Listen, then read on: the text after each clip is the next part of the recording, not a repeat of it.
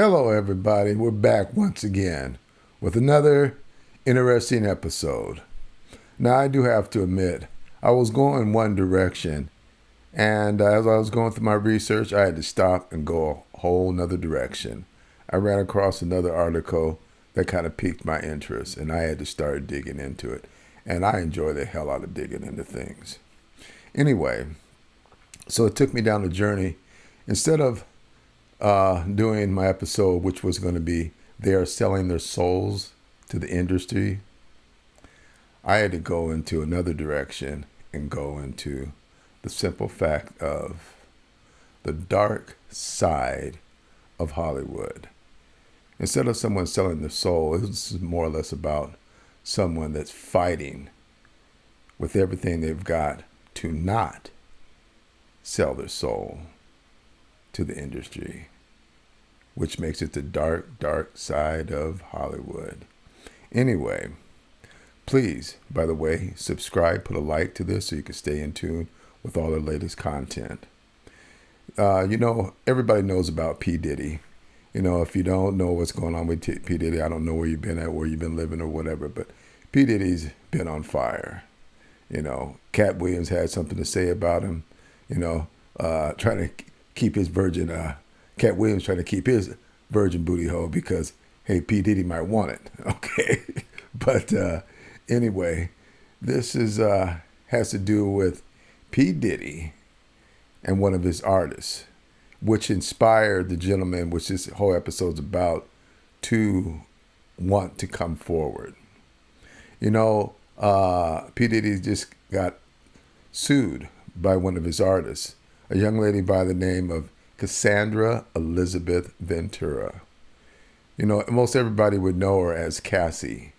She was signed to Bad Boy Records back in 2005. A couple years after that, her and P. Diddy, started being a hot little item.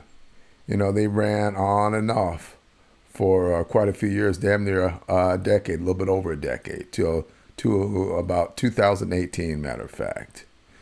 And from what I understand, from what I've researched, it was hell. I mean, he gave her the blues every which way humanly possible. She filed a 35-page indictment on him. That's how much evidence. 35-page indictment. Everything from sexual assault, sexual abuse, having her have sex with his employees, having to do all kind of various different types of drugs, getting his drugs, picking them up for him for his own habit, things of this nature, carrying his own personal weapons, and just put this lady through hell for her career. So she decided after it was all over, she was sick and tired. So she mustered up enough strength to come forward and say, enough is enough. And she filed a lawsuit against him. Now, originally, from what I understand, this lawsuit was $100 million lawsuit. I'm going to say that again, $100 million lawsuit. It ended up settling out of court for quite a bit less than that. But, saved a lot of time, a lot of headaches, people being dragged through the mud. She settled for $30 million, which is a, good lawsuit. I mean, hopefully she can find some happiness within everything and move on from all the drama that she alleged that he put her through. And I said alleged because it was a settlement out of court. There was never nothing proved that he did any of this. So it's all is what she has to say. But with his legal team, they evidently figured that they should settle to save a bunch of grief and save a whole bunch of money. Because with 35-page indictment, and as long as they were together, and you've got collaborating witnesses coming forward to testify against this, these people had to weigh their odds. Now, to understand how this case went, which is different than a lot of other cases, she had a savvy team of lawyers that were very experienced with these kind of domestic assault cases, sexual abuse cases. They've handled it before. So their angle on how they came at him, they didn't come at him personally himself. Now, if they had came at him, it would have been a little bit different. He could have sat there and said, no, I didn't do this, and try to get a bunch of people together to make her look bad, to argue the whole point. But instead, her legal team came at his incorporations, his holdings, his businesses. So now by them doing that, that involves the people that would pay out on a claim of this nature, which would be the insurance company. So we know how insurance companies goes. They weigh their odds. You know, you might be right in something, but there might be a greater chance that they could lose. So they don't want to lose no money. So even if you might have been correct, they'd rather pay out than have a chance that they might have to pay that $100 million out. So they came at her with a settlement and offered her $30 million. Offered her $30 million, and she accepted the money. You know, so a win-win in that aspect. But you know, there's never no proof. He never had to admit it.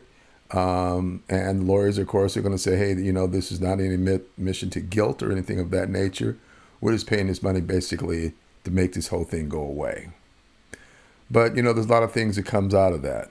One, P. Diddy's garbage got thrown out in the street, which is going to cause other people that he's done this to perhaps come forward.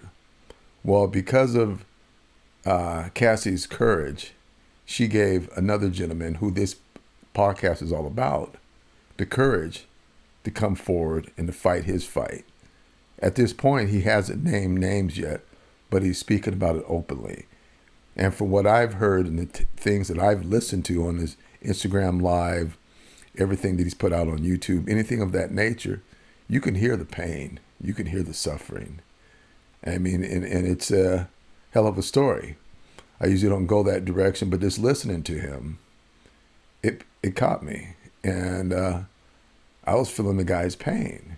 Of course, I'm not in his shoes, but I'm an empathetic person, and I could feel that this man was going through some hell.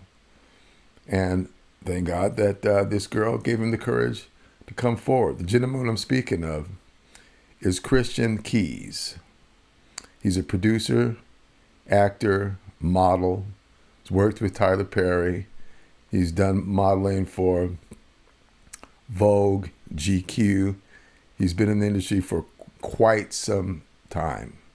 You know, he loves the craft. And this is what made this whole thing very difficult.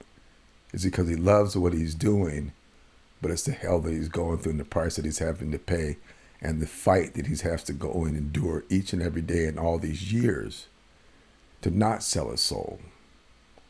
So mentally, this has been eating him alive. And you can hear it. You will hear it. You can determine this yourself. But at the same time, I ran across a clip from a gentleman that was an actor on a very predominant show back in the 70s, Demond Wilson.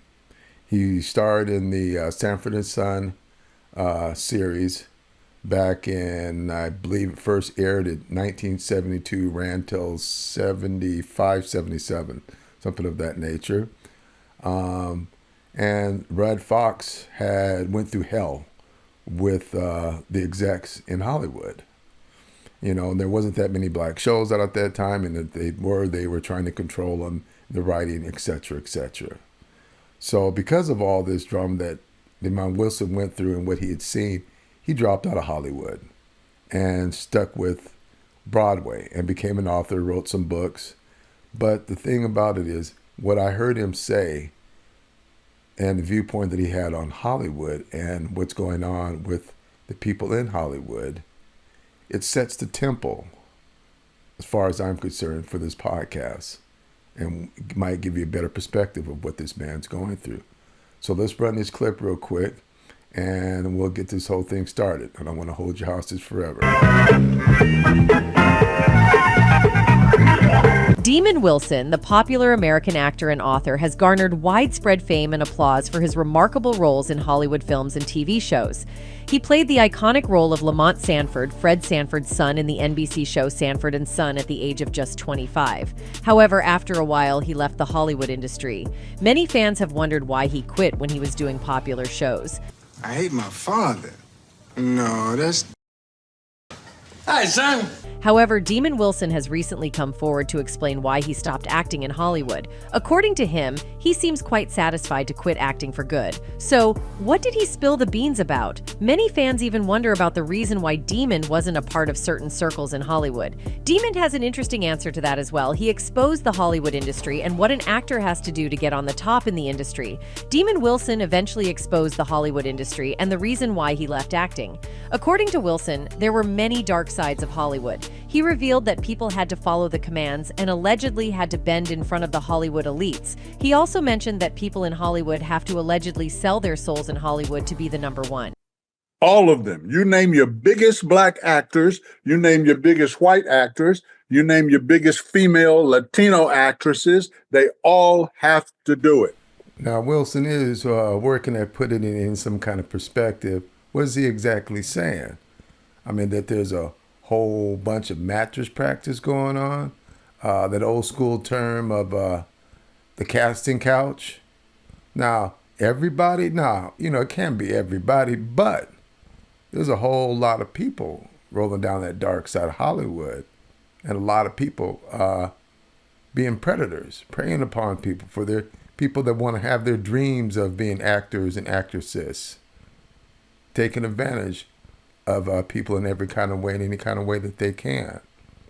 Now, it's kind of a dark way to look at things, but let's move on over to this P. Diddy and Cassie situation. One of the recent examples is also of the rapper Sean Diddy Combs, who her ex-girlfriend Cassie Ventura, but the case was later settled for $30 million. Some sources report that the case was settled was $100 million to shield the reputation of the rapper in the industry. The rapper signed Cassie to Bad Boy Records when she was just 19 years old, and he would look after all he needed and would give a lavish lifestyle. However, in return, he demanded she perform terrible acts that too with other men. Like I said earlier, P. Diddy has been under fire. And everybody's talking about having receipts. Well, I guess Cassie must have had a trunk full of receipts. That girl did her homework, and people like P. Diddy and a lot of these other people in the industry that are preying upon people's weaknesses and preying upon people's dreams, being 100% predators. Like Kat said, it's time to pay, and it's all going to come out in the light. And that was one of the greatest interviews that I've ever seen on Club Shay Shay. And he said a mouthful, and talked about how he's had to protect and save his own virgin behind from people that want and desire, like a P. Diddy that you got to say no to. And unfortunately, Cassie didn't say no soon enough, But this young man, Christian Keys, he's been going through hell, and he's been fighting to keep himself as a virgin.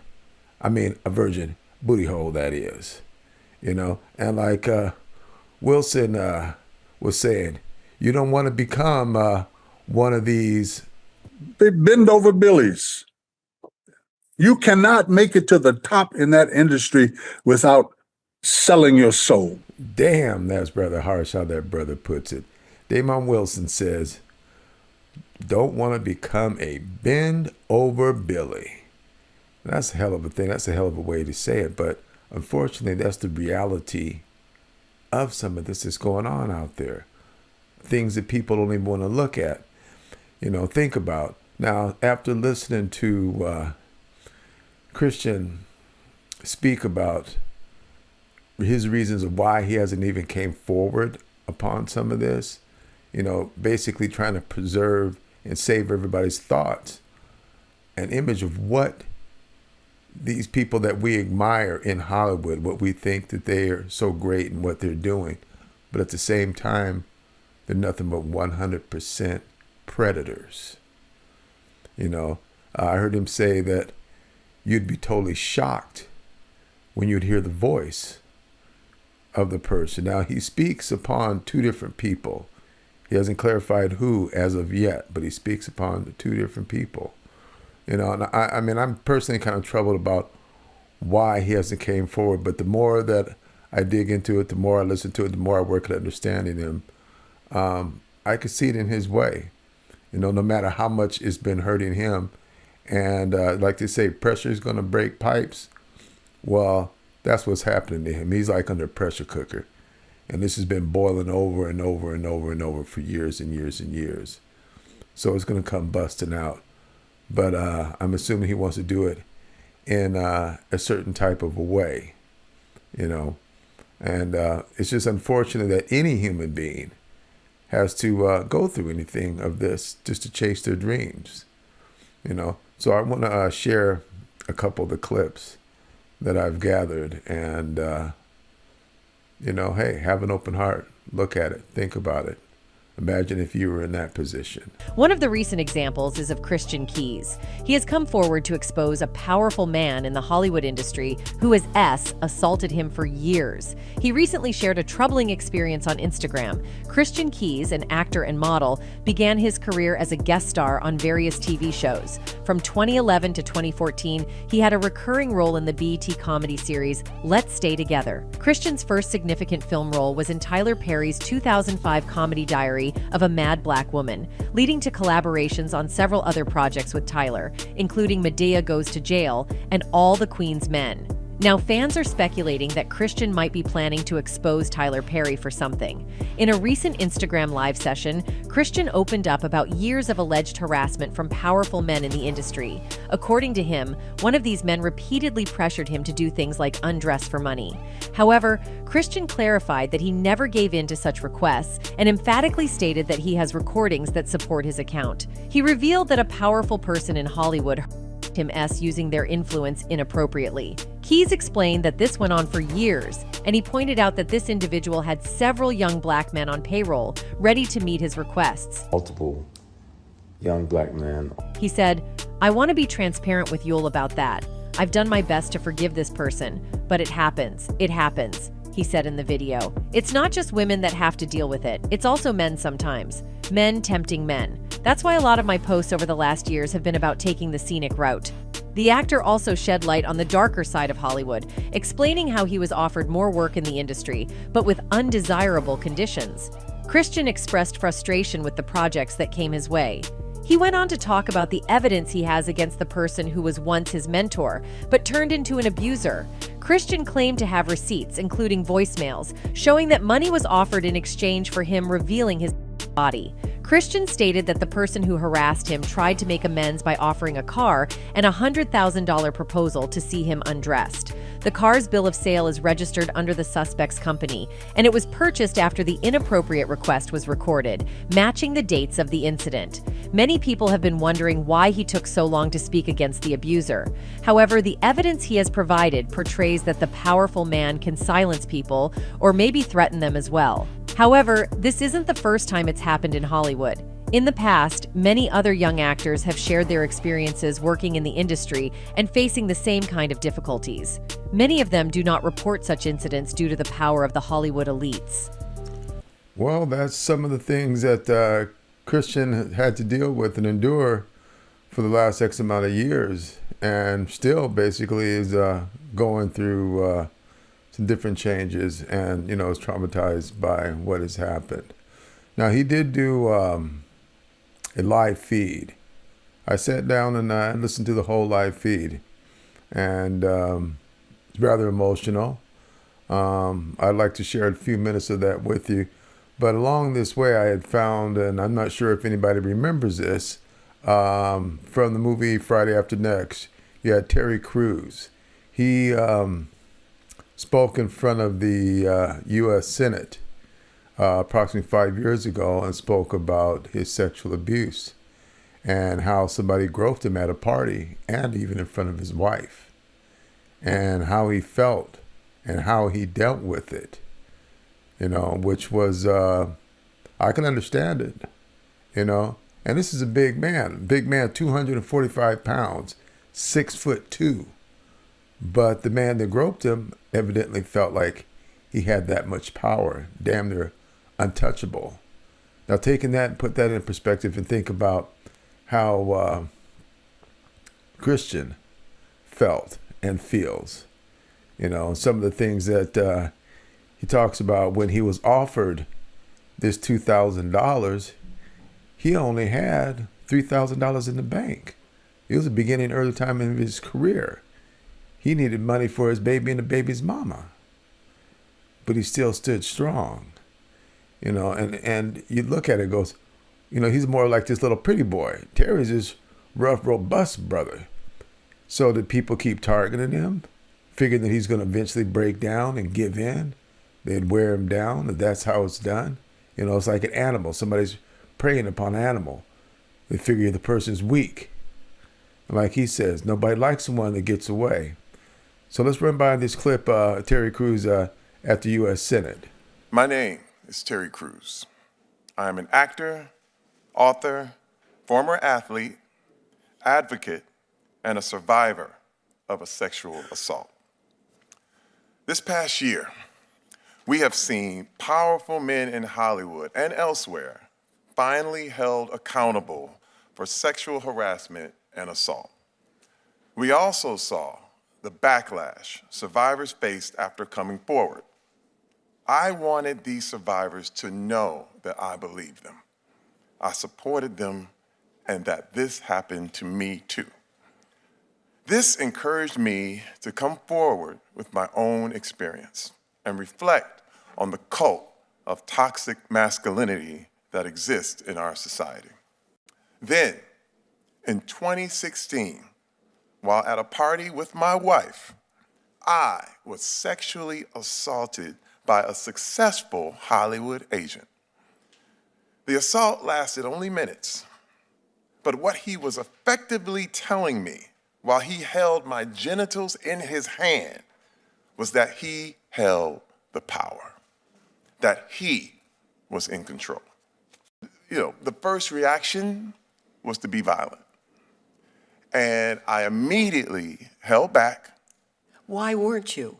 You're a big, powerful man. Why didn't you? Senator, as a black man in America. Say it as it is. I think it's important. You only have a few shots at success. You only have a few chances to make yourself a viable member of the community. I'm from Flint, Michigan. I have seen many, many young black men who were provoked into violence, and they were in prison, or they were killed, and they're not here. My wife, for years, prepared me. She said, if you ever get goaded, if you ever get prodded, if you ever have anyone try to push you into any kind of situation, don't do it. Don't be violent. And she trained me. I'll be honest with you. It was the strength of my wife who trained me and told me, if this situation happens, let's leave. And the training worked. But has there been retaliation against you for what you are saying now to the public? Thank you for your question, Senator. One specific incident of retaliation was I've done 3 movies called The Expendables with Sylvester Stallone. The producer of that film called my manager and asked him to drop my case in order for me to be in the 4th installment of the movie. And if I didn't, there would be trouble. Oh, dear. Senator Klobuchar. Well, thank you very much. Are you going to be in the 4th installment, I hope? No. Wow. I'm sorry. Thank you for your question, Senator. That's good. That's very polite. Thank you. Yes. Simply because this same producer is he's under his own sexual assault investigation. Yeah.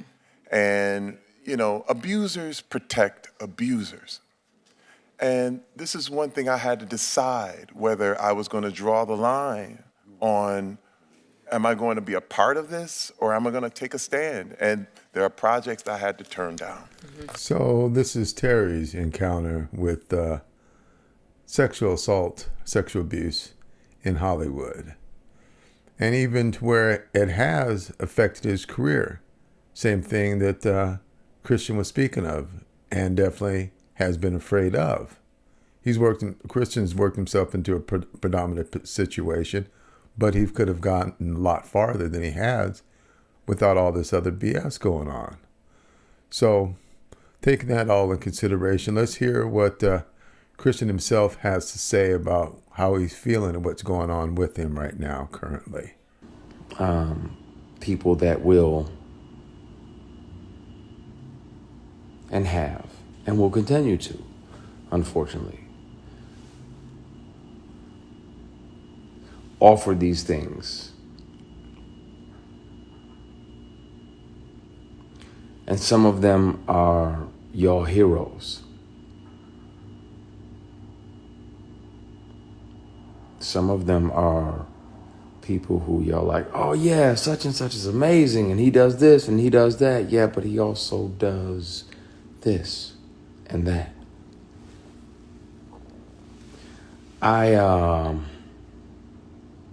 At some point soon, it's gonna have to come out. I've kept one of these on me since '05. Whether it's a keychain recorder or a pen, because most predators would check your phone. And once the sexual harassment started, I was like, well, I got to protect me, because I'm saying no, and I don't want this person, as powerful as they are, to try to get in the way of my work. So I started recording. So I have them offering me money to take my clothes off. I have recordings when I wasn't working with them or for them. I have recordings of them confessing that, the other guys that they have on the payroll, all of the above. And the difference is, the wonderful thing about confidentiality agreements and non-disclosure agreements is that they can't prevent you from turning all of those things over to the police, because sexual harassment is a crime. Attempted sexual assault is a felony.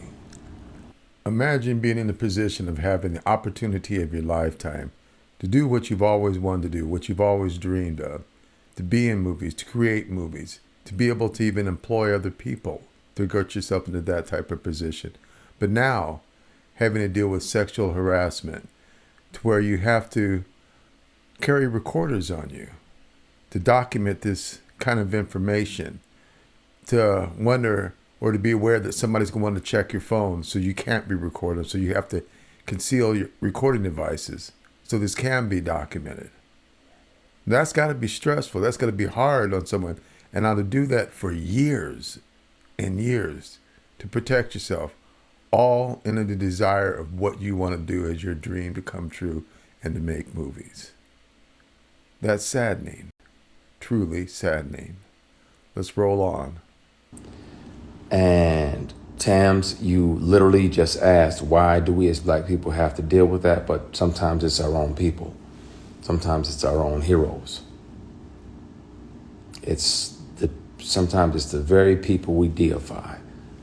And we look up like, oh, they're doing so much. They're doing so much. No, they're also doing this. And my only reservation about naming the people, there was directors along the way like, hey, you read for this, that, and the other. You want to come back up to the apartment? I'm like, nah, I'm good. You got my headshot, my resume, and I'm good. If I can handle that or not. I can kill that, but I don't need to come up to your apartment. We already had the audition. There's other people that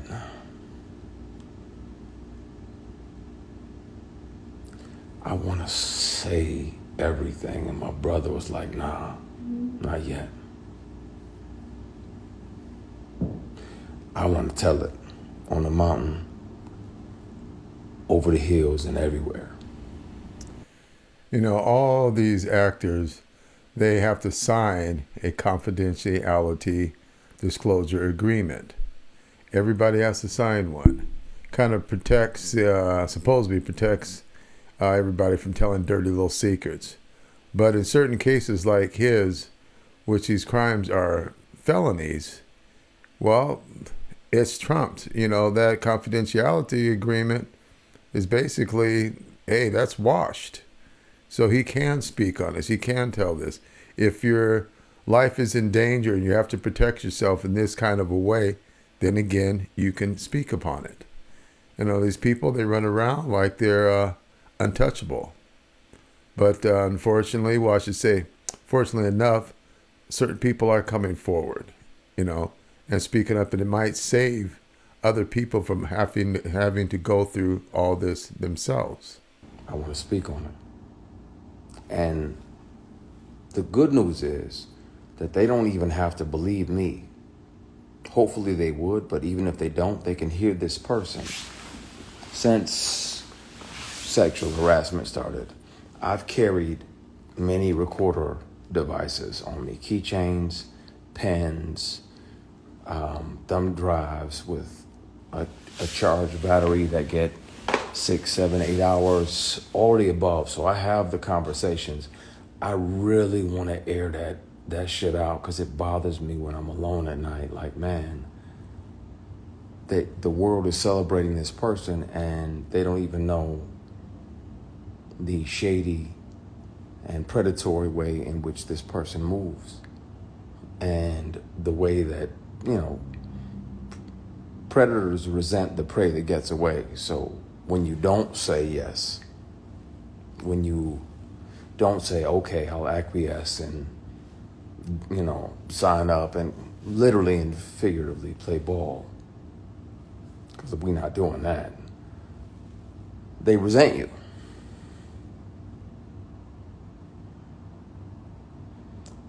This is a conversation we're going to have, and we're going to have soon, because it bothers me in my spirit that I can forgive people. That's one thing. But yeah, P, we don't play ball. That's my brother in there. And he knows the real deal. He knows the who. I'm good. Somebody said, you don't look okay. I'm okay. I have peace. I'm literally strategically planning my next 8 moves. I'm good. God got me, because he was watching when I was offered these opportunities and I didn't say yes. I didn't sell my soul or my ass. Excuse my French, y'all. I know some of y'all, hopefully y'all have no kids around, but I didn't sell nothing for success. It's like, nah, that's not what I want. You know, I don't know what everybody thinks about what you've just heard. You know, if you want to hear more about it, you can go to his Instagram page, and he has a live version. It's over an hour and something long. You know, he talks about quite a few different things. You know, how a lady producer hit him up, you know, literally grabbed his junk right on set, talking about, boy, I could feel your package. You know, these various different things. You know, you hear about other people hear about this happening to women all the time. And, you know, you don't always hear about men happening to men, because a lot of men don't come forward. Just like a high percentage of the women don't even come forward, let alone the men coming forward, you know, for the embarrassment. The same thing, you know, about the women. Usually as women, it's like, oh, you dress like this, oh, you look like a tramp slut, you know, just made them feel like shit, you know, when some other person was just preying upon them. But in this case, you know, this gentleman, you can see and hear the pain that he's going through. He's been going through this about a decade and a half, damn near 15 years. he's been enduring all this, and he's in a position now. He has people that he employs. As he would say, he gives them a church hug. I can understand it from being in the music business. I've had certain situations being on the road, having one of my singers come in, knocking on my door late at 2:00 in the morning. I'm sitting there with the shirt off. I go put my shirt on. She comes and sits down on the bed. I feel uncomfortable because I didn't want to be in that position to where any woman could ever say to me, whether they're a dancer doing a video with me, a video shoot with me or whatever, that they had to feel uncomfortable because of what I was going to do, what I was going to say, that I was going to grope on them.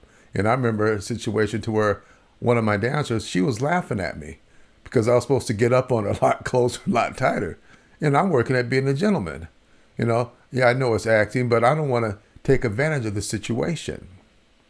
So this is how I felt. So I understand what he even says when he's talking about, because of what he's been through, he's became a better person because he doesn't want nobody on his crew to have to go through and feel what he's felt. And I could understand it.